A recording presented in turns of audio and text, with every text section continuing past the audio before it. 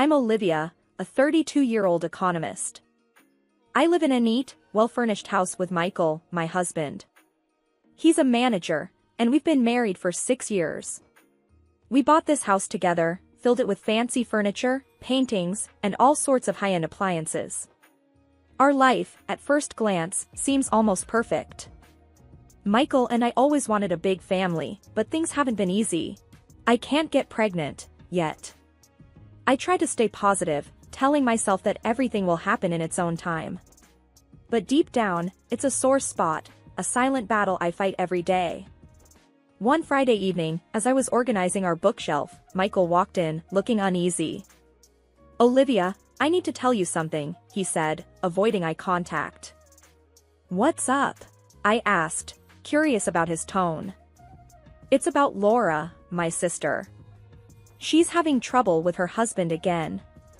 She wants to spend the weekend here with the kids," he said quickly, as if trying to get it all out before I could react.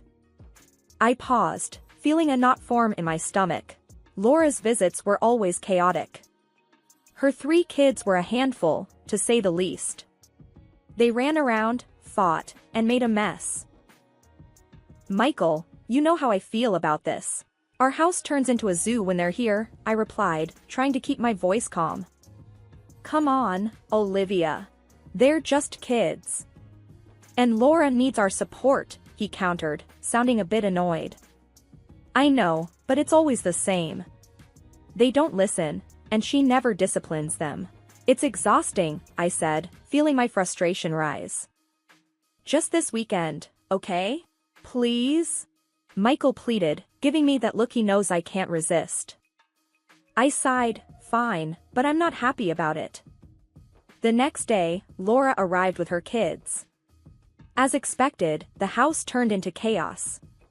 The kids were everywhere, leaving a trail of destruction in their wake. I tried to keep my cool, but it was wearing thin. At one point, I found the youngest, Tommy, drawing on the living room wall. "Tommy, stop that right now," I shouted, more sharply than I intended. Laura, who was lounging on the sofa, shot up. "Don't yell at my son, Olivia. He's just a child. Maybe if you had your own, you'd understand," she snapped. I felt a sting at her words, a mix of anger and sadness. "That's not fair, Laura."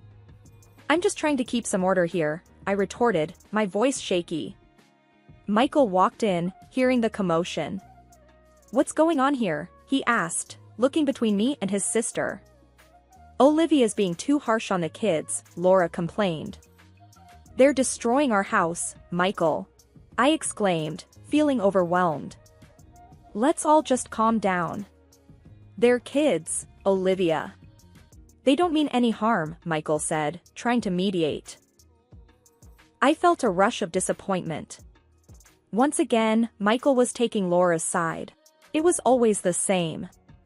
I walked away, feeling alone and misunderstood in my own home. It was a Saturday morning, a couple of weeks after Laura's last visit. I was in the kitchen, sipping my coffee, enjoying the rare quiet when Michael walked in, looking a bit hesitant. "Olivia, I have something to tell you," he started. "What now?" I asked, a sense of dread creeping in. "Laura called. She's coming over today, with the kids," he said quickly. I almost choked on my coffee. "Again? Michael, you can't be serious. We just had them over." I know. But she's really struggling right now. We need to be there for her," he replied, sounding almost apologetic. I slammed my cup down, feeling my anger boil over. "What about us, Michael? Our weekends are always hijacked by her and those wild kids." "Olivia, please. Just try to understand." "It's family," Michael said, trying to calm me down. I let out a frustrated sigh. "Fine. But I'm not playing babysitter this time." Soon, Laura arrived with her kids. As usual, they stormed into the house, running and screaming. I clenched my fists, trying to maintain my composure. I walked into the living room, where the kids were already making a mess. Guys, could you please play a bit quieter? I asked, attempting to sound gentle. Laura, who was busy scrolling through her phone, looked up. Oh, let them be, Olivia. Kids will be kids. I gritted my teeth. That's not the point, Laura. They need to learn some respect. Laura rolled her eyes. You wouldn't understand. You don't have kids. That comment hit a nerve. I was about to respond when Michael stepped in. Let's not start this again, please. Olivia, the kids are just playing. Laura, try to keep an eye on them. I walked away, feeling a mix of anger and helplessness. Throughout the day, the chaos continued. The kids ran wild, and Laura did nothing to stop them.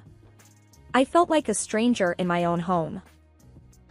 At dinner, the situation escalated. The youngest, Tommy, threw his food on the floor. I snapped. That's enough. This isn't a circus. Laura stood up, her face red with anger. How dare you speak to my child like that? You're so uptight, Olivia. Loosen up a bit. Michael, trying to play peacemaker, said, Olivia, maybe you're being a bit too harsh. They're just kids. I looked at Michael, feeling betrayed. I'm being harsh? Look at this mess. We can't keep living like this every weekend. Laura scoffed. Well, if it's such a burden, maybe we won't come anymore. I shot back, maybe that's for the best. The room went silent. Michael looked at me, his expression a mix of shock and disappointment. Laura grabbed her kids and left the room. I stood there, realizing that my attempt to keep order had only caused more chaos. It was a quiet Saturday morning. I was in the living room, admiring a beautiful painting that had been in my family for generations. As I stood there, lost in thought, the doorbell rang. With a sigh, I went to answer it. There stood Laura, her 3 kids buzzing around her like bees. We thought we'd surprise you, Laura announced, a smirk playing on her lips. I forced a smile. What a surprise indeed. Michael appeared, his face breaking into a grin. Hey, great to see you all. I pulled Michael aside. We need to talk. This isn't okay, her showing up unannounced all the time. It's just for today. Their family, Michael whispered back, sounding tired of this conversation. Frustrated, I let it go. The day passed in a blur of noise and chaos. The kids were everywhere, and Laura did little to control them. I tried to stay out of their way, focusing on tidying up. Then I heard a crash from the living room. My heart dropped. I rushed in to find the painting, my cherished, irreplaceable painting, inherited from my grandfather, on the floor, its frame broken, the canvas torn. What happened? I gasped, my voice trembling with anger. The room fell silent. The kids looked guilty, but Laura just shrugged. Oh, they were just playing, Olivia. It's just a painting. Just a painting? Laura, do you have any idea how much this means to me? I was nearly shouting. Michael hurried in, assessing the situation. Olivia, it's an accident. They're just kids. An accident? This was an heirloom, Michael. I cried out, feeling a surge of anger and sadness. Laura rolled her eyes. Oh, please. It's not the end of the world. You're overreacting. Overreacting? This is about respect, something you and your kids clearly lack. I shouted, my patience completely shattered. Michael tried to calm things down. Let's just all take a breath. It's not worth fighting over. I couldn't believe what I was hearing. Not worth fighting over? Michael, when will you stand up for what's important to us, for our home? The kids started crying, and Laura glared at me. Look what you've done.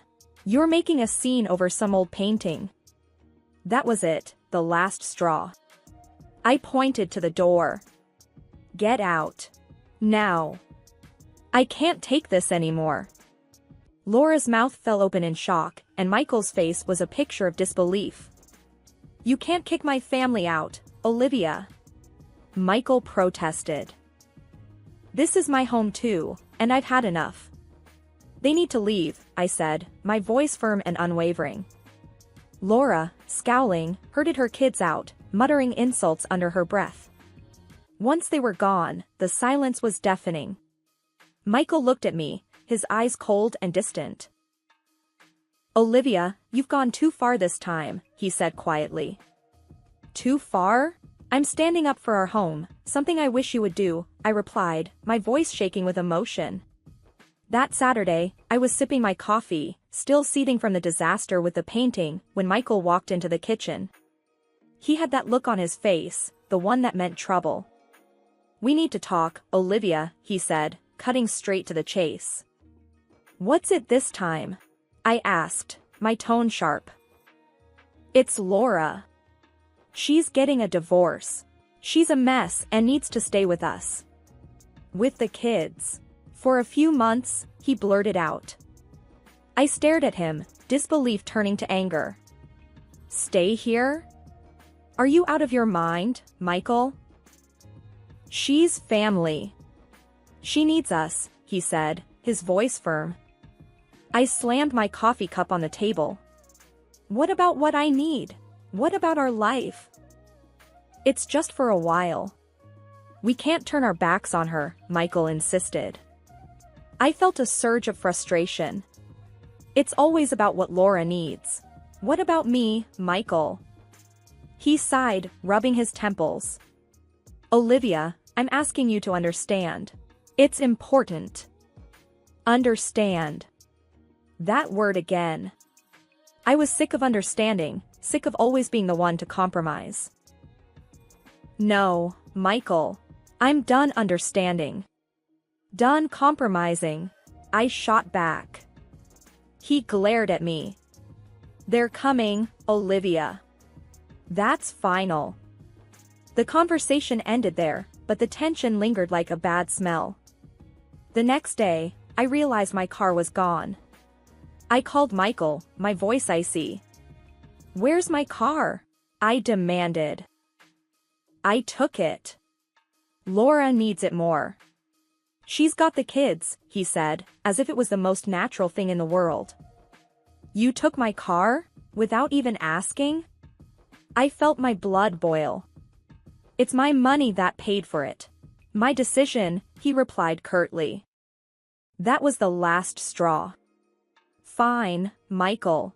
You do things your way, I'll do them mine. I hung up, my mind racing. It was time to take action. I looked around our house, every room a reminder of the life we'd built and the peace that had been shattered. I needed to make a move, something bold, something decisive. Michael had pushed me to the edge, and now it was my turn to push back. I sat there, plotting my next steps, a plan forming in my mind. Whatever I was going to do, it needed to be big, a statement that I wasn't going to be walked over anymore. But what exactly? That was the question. I felt a mix of fear and adrenaline at the thought of what was to come. Michael had no idea what he had set in motion. On Monday, the sun hadn't even fully risen when I started my plan. I've always been meticulous, every receipt saved, every purchase logged. Today, that attention to detail was going to pay off. I called the most reliable moving company in town, ready for a drastic change.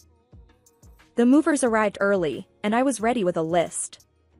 Everything I bought, it's leaving today, I told them firmly, handing them the list. It included all the furniture, the appliances, every single item I had paid for with my own money. The team leader looked at the list, then at me, and nodded. We'll handle it, ma'am. Piece by piece, the house was stripped bare. The living room, where we had laughed and argued, the bedroom, once a sanctuary, now just empty spaces. Michael was still absent, unaware of the transformation his home was undergoing. In a way, the emptiness of the house started to feel like a fitting metaphor for our marriage, void, stripped of warmth, bare of any love or understanding. With the last item loaded, I did a final walkthrough. The house, once a symbol of our shared life, was now just a shell. No trace of me or my contributions remained. I left before Michael returned. I wanted to be gone, to be free from the confrontation, the accusations, the pleading. I wanted him to experience the shock, the sense of loss, without me there to witness it. Driving to my mother's house, I couldn't help but play over in my mind the moment Michael would walk into the empty house. I imagined his confusion turning to realization, the shock, maybe even a hint of regret. I was sitting in my old bedroom at my mother's house, surrounded by the things I had taken from our home, when my phone rang. It was Michael. His voice was a mix of rage and disbelief. "Olivia, what the hell have you done?" he bellowed as soon as I picked up. "I took what's mine." "Just like you took the car," I replied, my voice calm but firm. "The house is empty. You stripped it bare. How could you?" His anger was palpable, even through the phone. "You made your priorities clear, Michael." "So, I made mine," I said, standing my ground. "This is insane." "You're acting like a child," he accused. "No, I'm acting like a woman who's had enough. Enough of being sidelined, enough of your sister's chaos, enough of you taking me for granted," I shot back. There was a pause, a moment of silence that spoke volumes. "I'm coming over." "We're settling this now," he said, and hung up. An hour later, Michael was at the door. He looked furious, his eyes scanning the room, taking in his surroundings, my old childhood bedroom, now a sanctuary for what I had salvaged from our home. "You've lost your mind, Olivia. Taking everything, leaving me with nothing," he started, his voice loud and accusing. "I left you with exactly what you chose, your sister, her kids, and a house you preferred over our marriage," I replied, meeting his gaze. "You think this is some kind of game? You think you can just take everything and walk away," he said, his voice rising. "It's not a game, Michael. It's my life. And yes, I can walk away. You've shown me exactly where I stand in your life," I said, my voice steady. "This is not the end, Olivia. You can't just end things like this, over some furniture and a car," he said, his voice a mix of anger and something that sounded like desperation. "It ended the moment you chose your sister over your wife. The furniture, the car, that's just stuff. It's the respect and love that's missing, and that's not something you can get back just because you want to," I replied. He looked at me, his anger giving way to a realization, a dawning understanding of the gravity of the situation. "So, what now? You divorce me? Over this? If that's what it takes to show you that I'm serious, then yes," I said, the words tasting bitter but necessary. He looked defeated, beaten down by the weight of his choices and their consequences. "You've made your point, Olivia. It's not about making a point, Michael. It's about making a life I can be happy in. One where I'm respected and valued. And right now, that life doesn't include you," I said, the finality of my words hanging in the air. He left without another word, the door closing softly behind him. I sat there, in the quiet aftermath of our confrontation, knowing that this was a turning point.